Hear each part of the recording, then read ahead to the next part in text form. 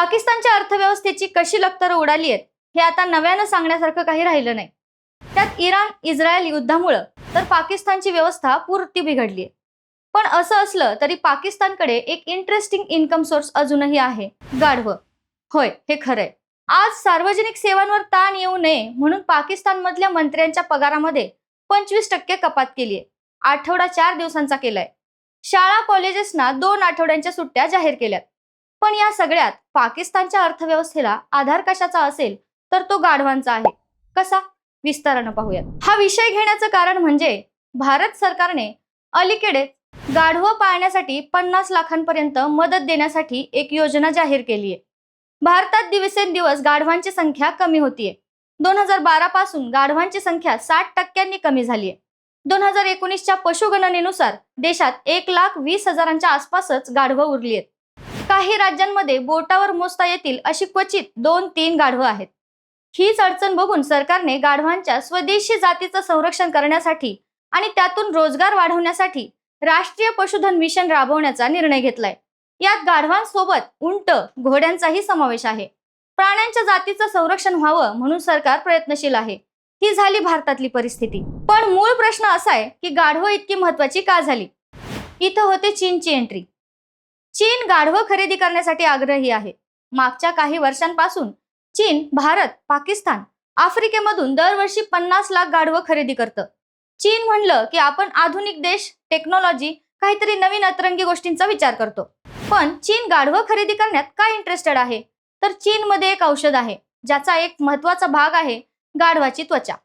एजिओ असं या औषधाचं नाव आहे। चीनी मान्यतेनुसार हा 1000 वर्षांपूर्वीचा उपाय आहे। पण 2011 मध्ये झालेल्या इम्प्रेसेस इन द पॅलेस नावाच्या टीव्ही कार्यक्रमामुळे हा उपाय पुन्हा हायलाइट झाला। तेव्हापासून चीनमध्ये श्रीमंत लोकांसाठी विकलं जाणारं औषध म्हणून एजिओ चीनमध्ये प्रसिद्ध आहे।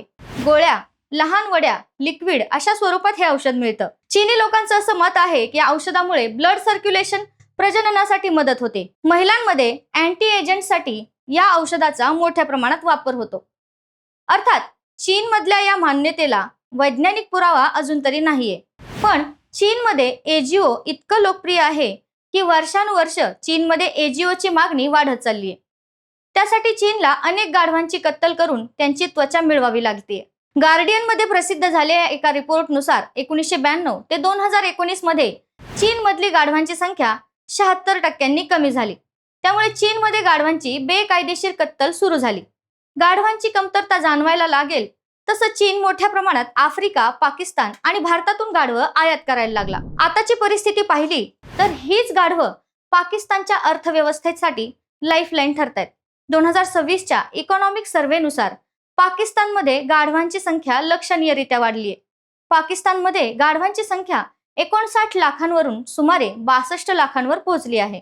दरवर्षी 1 लाखाने गाढवांच्या संख्येत वाढ होत आहे। जगासाठी गाढव अतिशय क्षुल्लक विषय असला तरी पाकिस्तानच्या अर्थव्यवस्थेचा भार गाढवांवर आहे।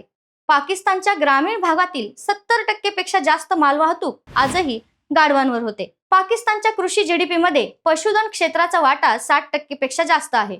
त्यात गाढवं महत्त्वाचे कामगार आहेत। आज युद्धामुळे तेलाचे भाव वाढले, त्यामुळे पाकिस्तानच्या अर्थव्यवस्थेकडे तेल खरेदी करण्याची ताकद नाहीये। 10-12 दिवस पुरेल इतकाच तेल साठा पाकिस्तानकडे शिल्लक आहे। त्यामुळे तेल आणि इंधनाच्या अभावी पाकिस्तानचा प्रवास अवघड झालाय। तेलाची किंमत 321 रुपयांच्या पुढे गेलीये। 1 लिटर तेल खरेदी करणंही पाकिस्तानच्या सामान्य जनतेच्या आवाक्याबाहेरची गोष्टी आहे। त्यामुळे सामान्य लोक व्यावसायिक ट्रक सोडून गाढवांच्या गाड्यांकडे वळालेत। कराची ते पेशावर गाढवांच्या गाड्या हे माल वाहतुकीचे सर्वात स्वस्त साधन आहे। शिवाय चीनला होणारी गाढवांची निर्यात हा एक पर्यायही आहेच। त्यामुळे आता या युद्ध परिस्थितीमध्ये तेलामुळे गाळात घुसलेली पाकिस्तानची अर्थव्यवस्था गाढवं तरतील का? तुमची मतं कमेंट करून सांगा आणि डिकोड मराठी या आमच्या YouTube चॅनलला नक्की सबस्क्राईब करा।